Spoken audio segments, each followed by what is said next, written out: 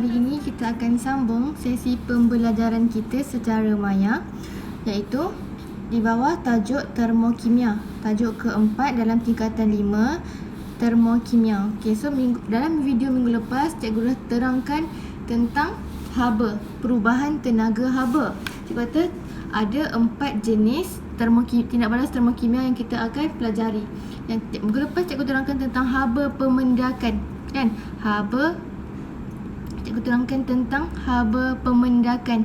Haba pemendakan ialah perubahan haba apabila satu mol mendakan terbentuk.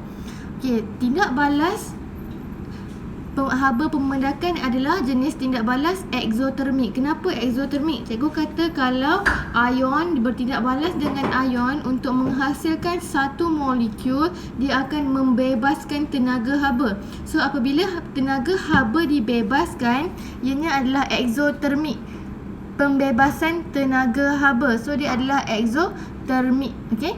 So sekarang tengok contoh, kita tengok contoh. Okey, contoh tindak balas haba pemendakan. Tindak balas haba pemendakan. Okey. Soalan kata 25 cm3 larutan argentum dicampurkan kepada 25 larutan kalium klorida. Larutan argentum nitrat campur dengan larutan kalium klorida. Keputusan eksperimen adalah seperti berikut.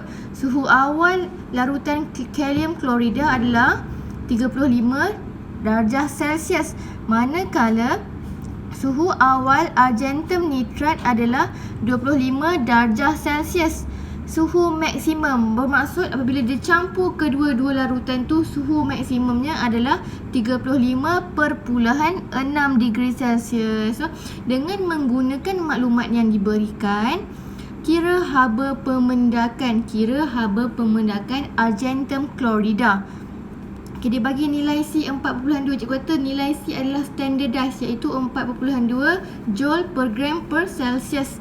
Okay, larutan tersebut masing-masing mengandungi 0.23 mol ion Ag+ dan 0.023 mol ion Cl-. Okay, so kita tengok cara nak jawabnya. Pertama sekali diberi, kalau dibagi suhu, kamu kena cari suhu purata. Dia bagi suhu dua larutan. So, kamu puratakan dia, puratekan dia, tambah nilai suhu tersebut dan bahagi dengan 2. So, kamu dapat suhu purata awal, iaitu 30 degree Celsius. Nak tahu perubahan suhu, suhu akhir tolak suhu awal. Suhu akhir dia kata 36.6 tadi kan. Suhu maksimum, kat sini 36.6, dia ralat dekat sini. Okey. So, suhu akhir tolak suhu awal. Suhu awal tu yang kamu dah puratakan, 30 degree Celsius yang atas tadi tu. So, jawapan kamu perubahan suhu adalah 5.6. Perubahan suhu simbolnya adalah theta. Theta tu merujuk kepada perubahan suhu. So, jisim bahan tindak balas adalah 50.0 gram. Mana kamu dapat 50? Tengok balik, dia kata 25 cm3 larutan argentum campur 25 cm3. So, isi padu tu kamu kena campur, kena tambah. Itu menunjukkan jisim. Dalam topik ni, jisim kamu samakan dengan isi padu. Jisim tu sama dengan isi padu. So, kalau larutan satu beaker, larutan dia 25 cm3, satu lagi 25 cm3. So, jumlah jisim 25 tambah 25. Kamu kena tambah. So, kamu akan dapat jisimnya adalah 50 gram. So, haba yang dibebaskan, Q, dia punya formula Q sama dengan MC theta. So, M kamu dah jumpa, C adalah standardized 42, theta kamu yang kita cari perubahan suhu tadi. So, masukkan semua dalam formula, tekan kalkulator, jawapan kamu akan jadi 1176 joule. Okey, itu adalah haba yang dibebaskan. Okey. Soalan minta haba pemendakan. Tadi haba yang dibebaskan. Haba pemendakan, tengok balik kamu punya definisi. Haba pemendakan tu apa? Haba yang dibebaskan, tengok balik, haba pemendakan adalah haba pemendakan ialah perubahan haba. Haba yang dibebaskan apabila satu mol mendakan terbentuk. Satu mol dekat sini kata kunci dia adalah satu mol mendakan terbentuk. So, belum siap lagi tadi. Yang kamu jumpa 1176 tu adalah haba yang dibebaskan, bukan untuk satu mol tu. Okey. So, 0.023 mol ion Ag+ bertindak balas dengan 0.023 mol ion Cl- untuk membentuk 0.023 mol AgCl. Okey. So, nak tahu untuk 1 mol haba yang dibebaskan untuk 1 mol, haba yang kamu jumpa tadi, haba pembebasan kena bahagi dengan bilangan mol. Bilangan mol mendakan yang terbentuk. AgCl kat sini mendakan yang terbentuk adalah AgCl dan bilangan mol AgCl adalah 0.023 mol. So, haba yang dibebaskan Q = MC theta bahagi dengan bilangan mol. So, 1.176 bahagi dengan 0.023, tekan kalkulator 51.1 kilojoule. 1.176 tu unitnya adalah kilojoule. So, 0.023 adalah mol. So, unit kamu 51.1 kJ per mol. Per mol, kena ada per mol sebenarnya dekat sini. So, jawapan akhir kamu, haba pemendakan argentum chlorida ialah 51.1 kilojoule per mol. Kenapa ada negatif dekat sini? Sebab tindak balas pemendakan adalah tindak balas eksotermik. Kalau eksotermik, dia mengeluarkan haba, dia membebaskan haba. So, kena letak simbol negatif menunjukkan haba adalah dibebaskan. Okey? So, sekarang ini pula adalah gambar rajah aras tenaga bagi tindak balas eksotermik. Yang tadi yang pemendakan tadi eksotermik. So, lepas kamu dapat jawapan akhir, biasa soalan akan suruh lukiskan gambar rajah aras tenaga. So, nak lukis gambar rajah aras tenaga, paksi Y kamu adalah tenaga dan kamu kena buat macam ni. Exo dia akan ke bawah. Exo tenaga haba untuk bahan tindak balas adalah lebih tinggi berbanding tenaga haba untuk hasil tindak balas.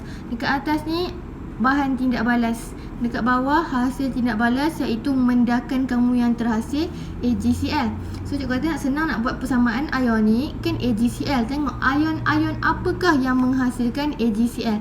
So, nak hasilkan AgCl adalah daripada ion argentum dan juga ion chlorida. So, Ag+ bertindak balas dengan Cl- akan menghasilkan mendakan AgCl. Dan tulis dekat sini delta H kamu yang kamu calculate tadi, nilai delta H kamu berapa, iaitu negatif 51.1 kilojoule per mol. Okey. So, sekarang kita akan tengok haba penyesaran. Apakah maksud haba penyesaran? Okey, haba penyesaran ialah perubahan haba yang berlaku apabila 1 mol logam disesarkan. 1 mol logam disesarkan daripada larutan garamnya oleh logam yang lebih elektropositif. Itulah haba penyesaran. 1 mol logam disesarkan. Sesarkan ini maksud disisihkan, dibuang, diambil alih tempatnya. Okey, 1 mol logam diambil alih tempatnya oleh logam yang lebih elektropositif. Hanya logam yang elektropositif dapat menyesarkan ion logam yang kurang elektropositif. Bermaksud dalam siri elektrokimia kamu tu, logam yang atas adalah lebih elektropositif berbanding logam yang bawah. Bermaksud yang atas dapat sesarkan yang bawah. Yang atas dapat sesarkan yang bawah.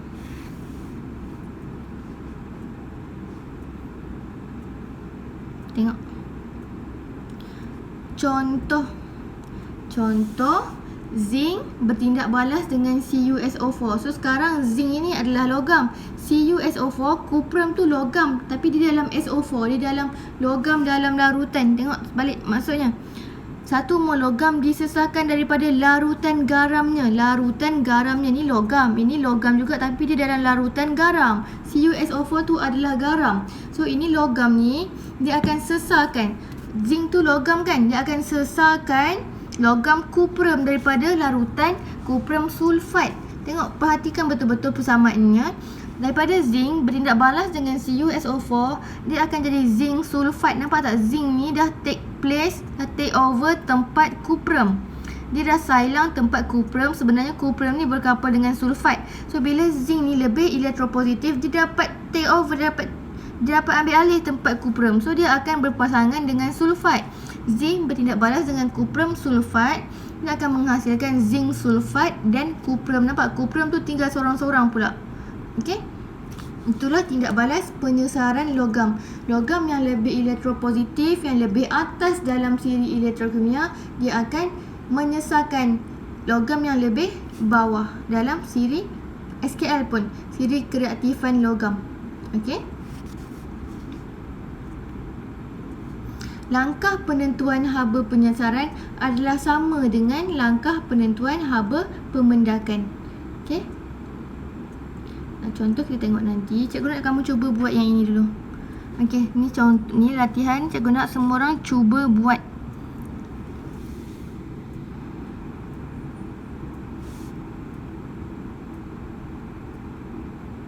Okey, sekarang kita tengok haba yang terakhir, iaitu haba peneutralan. Okey, haba peneutralan ialah perubahan haba yang berlaku apabila 1 mol ion hidrogen daripada asid meneutralkan 1 mol ion hidroksida daripada alkali bagi menghasilkan air. Tengok peneutralan, asid bertindak balas dengan alkali menghasilkan garam dan air kan. Okey. Okey, contoh. Semua orang kena, cikgu nak semua buat latihan ini.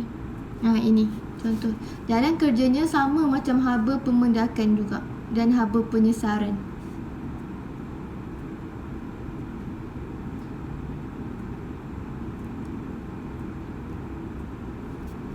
Okey, haba yang terakhir yang kita akan belajar adalah tentang haba pembakaran. Okey, haba pembakaran ialah perubahan haba yang berlaku apabila 1 mol bahan bakar dibakar dengan lengkap dalam keadaan gas oksigen mesti berlebihan. Gas oksigen mesti berlebihan. Contoh-contoh bahan api atau bahan bakar ialah alkohol, gas asli, gas metana dan petroleum. Cikgu nak sama juga jalan kerjanya macam haba penyesaran dan juga haba pemendakan. Cuba buat contoh yang ini. Okey, so kalau ada soalan boleh tanya cikgu.